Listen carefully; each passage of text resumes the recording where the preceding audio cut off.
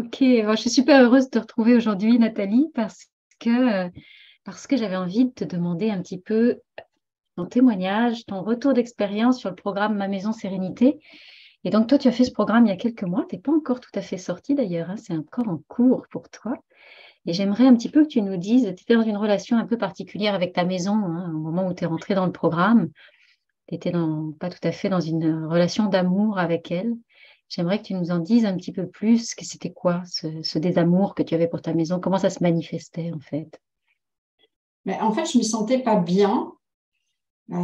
C'était pas ma maison au départ, c'était la maison de mon conjoint qui donc était décédé en début d'année.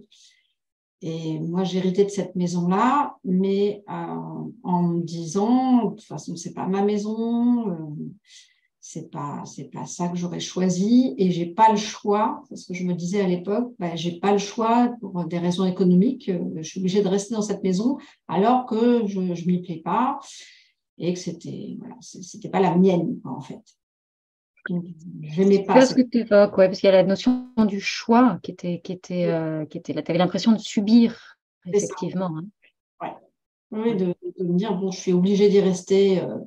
C'est bien, j'en hérite, donc j'ai un toit sur la tête, mais franchement, si j'avais eu à choisir, c'était pas là que je voulais être. Ouais. Tes mots n'étaient pas tendres, hein, sur ta maison à ce moment-là. Tes mots n'étaient pas tendres. Comment tu en parlais? Comment tu en parlais à ce moment-là? Ben, je disais qu'elle était petite, trop petite, qu'elle était en bazar, qu'elle était mal isolée, que, ouais, et puis voilà, puis que je m'y plaisais pas, c'était pas la mienne. Ouais. Tu avais une façon d'occuper l'espace aussi qui était singulière. Oui, oui, parce que en plus c'est une maison qui a une extension qui avait été faite, mais c'était une extension qui servait à stocker le bazar. C'était pas c'était pas un endroit occupé, alors que c'était quand même relié à la maison, hein. Il y avait une porte intérieure, mais c'était voilà, du stockage de bazar. Et tout ce que je voulais pas voir dans la maison, je le repoussais dans l'extension qui débordait. Euh, donc, voilà, il y avait un côté comme ça où j'avais l'impression que j'avais pas de place, que je mettais tout de l'autre côté.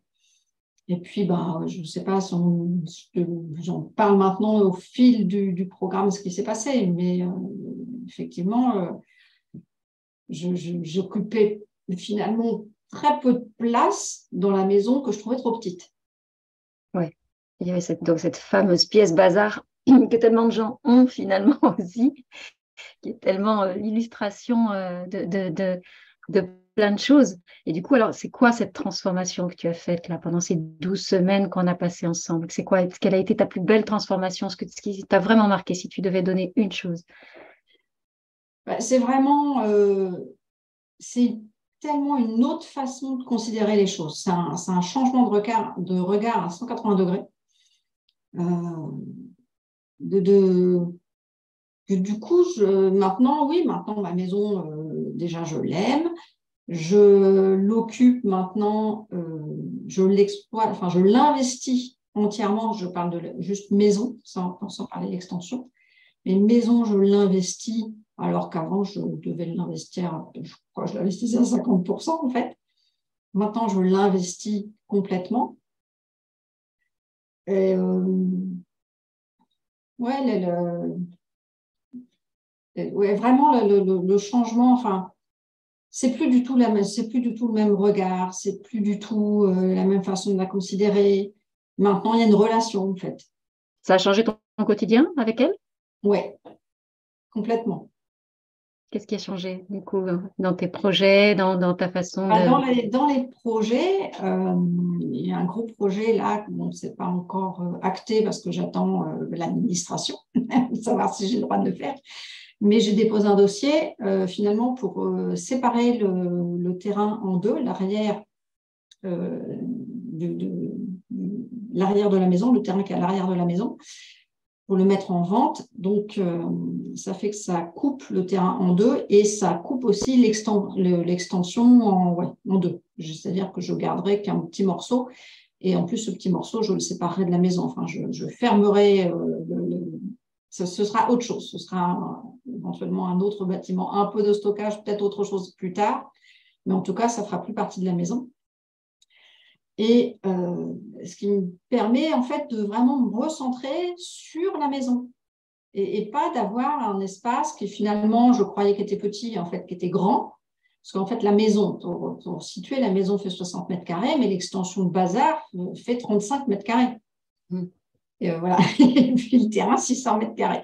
Donc, ça ferait un terrain de 300 mètres carrés. Je garde la maison et l'extension, ce sera un bâtiment extérieur voilà, qui évoluera peut-être dans le temps. Ça, on verra. Mais pour vraiment m'investir que sur la maison et un peu de terrain, parce que moi, je ne suis pas extérieure. Je ne l'investissais pas. Je n'ai pas besoin d'un grand terrain. Que là, si je garde juste l'avant et un côté, là, je sais ce que je peux en faire. Là, pour l'instant, le terrain, c'est un peu terrain. Ce qui est génial dans ce que tu nous partages, c'est que cette maison qui était petite, tu te retrouves quelques mois après à en vendre une partie oui. parce que finalement, tu considères que l'espace est autrement, donc tu as complètement investi l'espace et tu t'es rendu compte qu'il y en avait presque trop.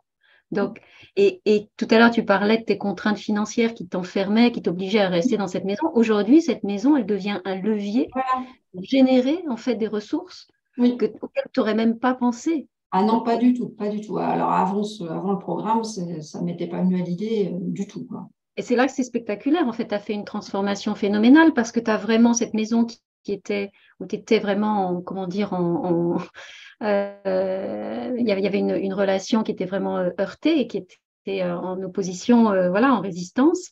Et aujourd'hui, c'est vous faites ensemble, quoi. Elle te sert, vraiment. Voilà, c'est ça. C'est qu'en plus, elle peut m'apporter une ressource. Ouais, mais ça, c'est spectaculaire parce qu'en fait, là, la maison partenaire, ça prend pleinement son sens. La maison complice, en fait. Vous êtes en train de faire ensemble, pas l'une contre l'autre, ou pas l'une en opposition avec l'autre, mais de faire. En tout cas, tu as fait. Alors, est-ce que ce programme était difficile? Parce que j'allais dire, tu as eu un engagement, vraiment, tu as fait une transformation qui est juste magnifique. Moi, je t'ai vu travailler, je t'ai vu prendre le truc à bras le corps et c'était pas facile. C'est venu chercher des choses chez toi aussi. Qu'est-ce que tu peux en dire de ça? Est-ce que ça a été bousculant? Ça a été bousculant. Alors, au début, le premier module, j'avoue que j'ai eu un peu de mal à accrocher puisqu'on parle de l'historique un peu de sa relation à la maison. Et comme moi, c'est une maison où j'étais venue d'abord le week-end, après je me suis installée, et que je ne la considérais pas comme ma maison. J'en avais une autre pendant longtemps, je vivais dans une autre et je venais seulement le week-end. Donc ce premier module, j'ai eu un petit peu de mal à le faire à cause de ça. Et puis parce que moi, les souvenirs, les dates, c'est pas mon truc. Alors, donc bon. Mais c'est intéressant, c'est vrai que mon cas particulier fait que j'ai eu un petit peu de mal à accrocher dessus. Mais après c'était sur les besoins, voilà, un peu les maisons, d'observation de la maison et les besoins. Ça déjà, c'était la première prise de conscience, de voir que, oui, en fait, il y a quelque chose qui ne va pas dans mon affaire, là, dans la façon dont je considère, parce que je n'étais pas sur mes besoins, j'avais par exemple une salle à manger que je n'avais aucun besoin de cette salle à manger. Enfin, voilà. Après, j'avais besoin d'un bureau. Je ne trouvais pas de place pour mettre un bureau. Alors maintenant, j'y suis dans mon bureau. Voilà, des choses comme ça. Et je dois dire que les besoins, parce que comme le programme n'est pas fermé, moi, je continue encore. Et puis, de toute façon, je n'ai pas terminé. Mais les besoins, il faut faire attention parce qu'on reglisse vite. Enfin, moi, j'ai observé que je reglissais vite à me dire, tiens, je ferais bien ça, alors ce n'est pas mon besoin. Puis là, j'ai dit non, pourquoi je repars là-dedans? Je n'ai pas besoin de ça. Donc, il faut recadrer quand même. Donc, les besoins, c'est un point vraiment important. Et après, c'était… Après, on travaillait sur la clarté. Ouais. La paix, amener la paix dans sa maison. Oui, alors la paix, là, c'était le gros point. J'avais besoin. Le gros besoin était là, c'était de faire la paix avec la maison. Donc, ça, super intéressant aussi. Et puis après, l'aménagement. Et ce qui est alors, voilà, on est toujours pressé d'y arriver, l'aménagement. Et puis, voilà, pareil, je me suis trouvée brassée par des pièces où je ne m'y attendais pas, comme la cuisine. C'est un gros. Alors, la cuisine, moi, je ne cuisine pas. La cuisine, s'il n'y avait pas de cuisine, ça va très bien, on ne mange pas. Il n'y a pas de cuisine, c'est parfait. La vie est parfaite. Ouais, la cuisine, ça m'a brassée. Et puis, je suis encore là. J'ai fait des aménagements. C'est là où j'ai fait aussi, ça m'a amené à faire un gros tri. J'avais, bon, c'était pas à moi, mais j'avais plein de vaisselle, plein d'autres choses de cuisine qu'effectivement, moi, je m'en sers pas. Et je vois que je peux y revenir encore. J'ai encore des choses que j'ai gardées. Je me dis, là, d'ici quelques temps, je vais pouvoir refaire encore un tri parce que je pense qu'il y a des choses, je vois que j'y touche pas. Donc, il y a encore moyen Mais c'est pas souffrant pour toi, le fait d'avoir ça à faire. Il y a quelque chose qui est Non, qui est non. plus fluide. Ouais. Oui, parce que j'ai bien avancé quand même. Ouais. J'ai vraiment bien avancé là-dessus. Donc, c'est encore intéressant. Puis, c'est de l'expérimentation, là. Là, on rentre, enfin, on bouge les meubles. Enfin, moi, j'ai fait pas mal d'essais, de choses où on croit que ça va être bien. Puis, quand on met en place, en fait, on dira non, non, pas du tout. C'est pas ça qu'il faut faire. On rebouge. Enfin, ça, on trouve d'autres idées. Des fois, on fait quelque chose, on s'y trouve bien. Et puis, au bout d'une semaine, on dit non, en fait, pas tant que ça. Il y a encore quelque chose qui ne va pas. On sent qu'il y a encore quelque chose qui crispe. Et donc, on recherche encore. Moi, j'adore faire ça. Tu as utilisé un mot qui est intéressant, c'est expérimentation. Mm. C'est vrai que moi, ce que j'essaie d'impulser dans ce programme, on reste pas dans la théorie. Et c'est vraiment, quand on travaille avec nos maisons, le fait de faire l'expérience. On est notre seul baromètre, en fait, et notre propre baromètre. Et c'est pour ça que vraiment, je défends absolument l'idée qu'il n'y a pas deux maisons qui se ressemblent et que ça sert à rien. On ne peut pas déployer tout son talent ou toute son énergie dans une maison qui est la même que celle du voisin, c'est juste pas possible. Donc, il n'y a qu'en faisant l'expérience, effectivement, on ne peut pas penser sa maison avec la tête. On ne peut pas juste non plus vivre ce programme d'un point de vue théorique. Et c'est pour ça que ta transformation, me semble-t-il, a été aussi manifeste. C'est parce que tu n'as pas hésité. Tu n'as pas hésité à y aller et à faire l'expérience. Voilà. Tu as eu cette curiosité-là. Mais par contre, c'est vrai que c'est bien de ne pas faire tout de suite les changements. C'est bien de passer par l'étape, la première étape. Parce que sinon, mais comme tu le dis dans le programme, sinon on se trompe. Sinon, non seulement on se trompe, d'être sur déjà de se rendre compte qu'on a des besoins et qu'on ne les a pas, on ne s'en est pas occupé parce que on part sur les standards. Déjà, ça, c'est énorme. Oui, non seulement on se trompe, enfin, j'aime pas trop Non, mais voilà, mais ça peut pas durer, c'est pas durable en fait. Donc l'objectif, c'est vraiment d'amener un changement qui soit à la fois fluide, comme toi avec ton rangement, ou demain tu peux le poursuivre, ou si tu es confronté à nouveau à la même situation, tu vas l'aborder avec beaucoup plus de sérénité, parce que ce ne sera pas quelque chose qui va te submerger, et tu sais gérer ce truc-là, tu sais y faire face, et finalement la question du rangement ne devient plus au centre.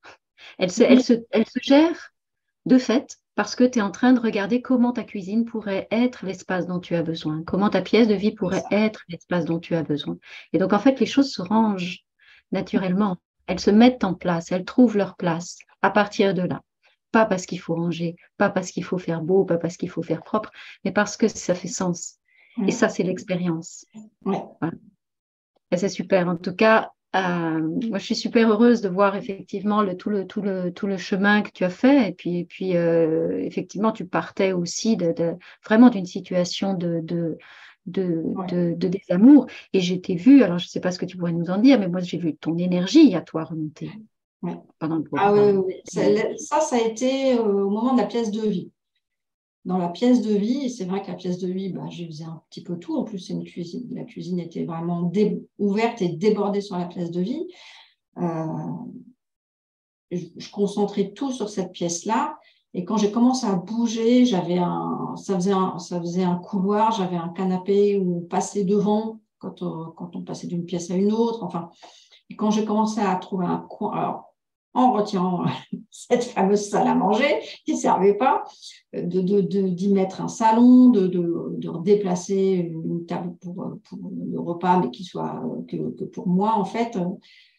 j'avais commencé à mettre le bureau aussi là aussi, même si après j'ai déplacé, mais le fait déjà d'avoir changé, d'avoir fait un premier, voilà, premier changement, voilà, premier, comment on dit, mais de bouger les meubles comme ça, j'ai vu que ça pouvait être autre chose, en fait. Et qu'effectivement, l'énergie n'était pas la même. Oui. Et moi, je t'ai vu effectivement, ton énergie à toi a complètement changé et il y a eu comme une fluidité derrière et tes projets se sont mis en place aussi.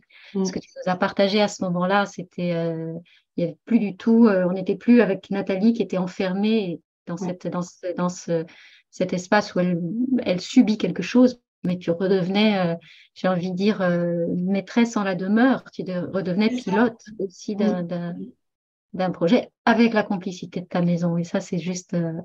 En tout cas, tu as fait une très, très belle transformation. Qu'est-ce que tu aimerais dire à une personne qui aujourd'hui se sentirait mal dans leur maison, qui serait dans la même situation que celle qui était la tienne il y a quelques mois?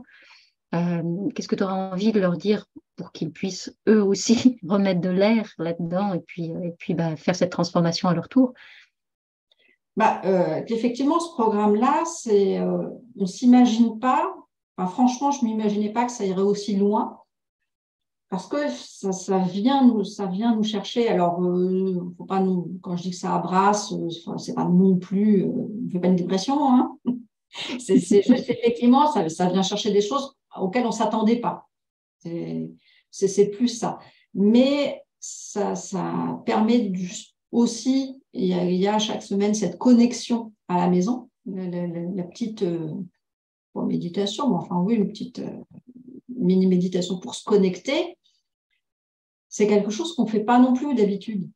Donc, ça fait qu'on n'est plus séparé de sa maison. On se connecte à sa maison, on est lié à sa maison, on voit, on change de regard, on voit tout le potentiel alors qu'on voyait que les défauts. Ça change tout, en fait. Et c'est pas, moi, j'ai pas fait de choses qui coûtent de l'argent encore pour l'instant, puisque voilà, j'en ai pas. J'attends. Enfin, je fais avec ce que j'ai. Je bricole, du coup, je réutilise des choses. Pour déjà, ça met déjà les choses en place. De toute façon, c'est pas la peine non plus de se précipiter. De toute façon, pour acheter des choses chères, c'est pas ça qui va faire qu'on va se sentir mieux. En fait. C'est plus la façon dont on va investir l'espace, la façon dont on va circuler dans l'espace. Ouais, tu parles de potentiel, effectivement, tout est là et c'est important ce que tu dis. Il n'y a pas besoin, effectivement, d'engager des grands travaux, d'engager des grosses dépenses aussi, parce que souvent, on pense que c'est ça qui est bloquant et que quand j'aurai de l'argent, j'aurai une belle maison et que quand j'aurai une belle maison, je serai heureuse. Et en fait, ça se passe ailleurs. Et donc, c'est super que tu le rappelles. Effectivement, tu n'as engagé aucun travaux non. dans ta maison. Ce que je voulais te dire aussi, c'est que moi, j'ai pris la formule avec le coaching privé avec toi. Et c'est vrai que je pense que peut-être ça ne convient pas à tout le monde, mais franchement, moi, j'en avais besoin. Ça a débloqué aussi des choses. En plus, déjà, le programme en lui-même, il débloque. Et le coaching, encore à un autre niveau. Parce que là, on peut aborder des choses autres, plus personnelles. Donc, l'accompagnement permet d'aller vers des choses plus intimes, plus personnelles. Oui, voilà. Après, il y a la force du groupe aussi qui est importante et qui permet de trouver, voilà, le fait, du coup, on se retrouve toutes les semaines, on peut poser les questions. Enfin, voilà, cette formule-là fait qu'on n'est pas tout seul non plus. Comme ça, on ne se décourage pas parce que ça arrive. Sinon, si on est tout seul, ça dépend de la motivation des gens. Et là, au moins, ça... on sait qu'on va y aller la semaine d'après. Bon, alors, et moi, je ne vous lâche pas. Ça motive. Merci Nathalie, merci infiniment pour ton partage, pour ta transformation surtout. Je sais que tu vas encore amener plein de belles choses dans ta maison et puis je compte sur toi pour me tenir au courant de la suite. En tout cas, vraiment, voilà, ton retour d'expérience est une inspiration pour beaucoup, pour tous ceux qui aujourd'hui sont mal dans leur maison et qui s'y sentent enfermés, qui ont l'impression de subir, etc. Tu es vraiment le- une illustration de Ouais, c'est possible ouais, sans investissement financier délirant, c'est ouais, possible en y mettant vraiment l'envie, la volonté, ouais. en prenant ses responsabilités aussi, parce qu'il y a ça, ça vient recaler les choses, hein. Ouais. Mais écoute, merci pour tout ça. Je te souhaite en tout cas, voilà, de vivre encore plein de belles choses dans cette maison-là et puis dans toutes celles qui suivront, là où tes projets vont t'amener, de continuer à travailler avec elle en complicité, de générer beaucoup d'argent avec elle aussi, si c'est ce que tu souhaites. Voilà, beaucoup de projets, beaucoup d'énergie, beaucoup de joie. Et puis bah voilà, longue route à vous deux. Je te remercie très fort. Merci à toi.